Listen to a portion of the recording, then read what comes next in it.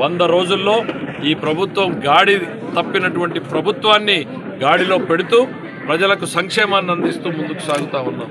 పేదలకు పెన్షన్లని పెంచడంతో పాటు నెలలో ఒక రోజు కూడా ఆలస్యం కాకుండా వాళ్ళకి అందించడం జరుగుతుంది. మరి అట్లనే ఎన్నో ఆశలు పెట్టుకున్నటువంటి విద్యార్థులకు డిఎస్సి ఎగ్జామ్స్ నోటిఫికేషన్ ఇవ్వడం జరిగింది. అన్న క్యాంటీన్లు ప్రారంభించడం జరిగింది. ల్యాండ్ టైటిల్ యాక్ట్ రద్దు చేయడం జరిగింది. ఇవన్నింటితో పాటు క్షేత్రస్థాయిలో పర్యటనలు చేస్తూ ఈ ప్రభుత్వం తన దిశానిర్దేశనాన్ని కూడా ఎప్పటికప్పుడు ప్రజల ఆశలకు ఆలోచనలకు అనుగుణంగా ముందుకు తీసుకెళ్తాం. మరి గతంలో ఏం జరిగింది? రోడ్డు ఎక్కితే వాళ్ళ మీద కేసులు, ఏదైనా ప్రశ్నిస్తే జైళ్ళల్లోకి పెట్టడం. అనంతపురం జిల్లాని ఎడారిగా మార్చేసింది ప్రభుత్వం. అంద్రేనీవాలో గంపెడు మట్టిని కూడా తీయలేదు. నాయకులు ఈరోజు అప్పుడే ఇంకా 100 రోజులు కూడా కానీ ప్రభుత్వానికి వచ్చి వేదికలెక్కి ఉపన్యాసాలు ఇస్తూ ఉన్నారు. ఒక పత్రిక అయితే అనేక పుంకానుగా కథలు పెడతా ఉంది. మీరు ఒక్క గంప మన్నుదిలా ఒక రోడ్డు మీద ఒక గుంతను పూడ్చలేదు.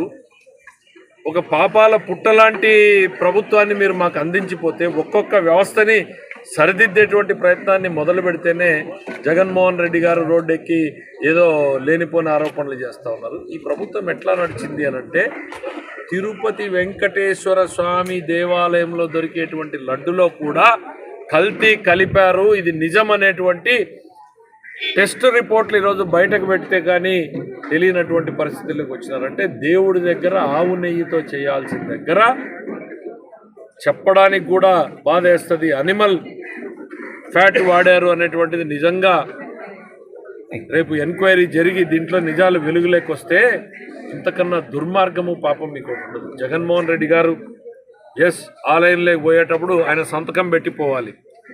చట్టం ఏం చెప్తుంది? టీటీడీ దేవాలయంలో అన్ని మతస్థులు పోయేటప్పుడు అక్కడ నమోదు చేసుకుని పోవాలి. అది ఎప్పుడు కూడా టీటీడీ దేవాలయంలో జగన్మోహన్ రెడ్డి గారు సంతకం పెట్టలేదు.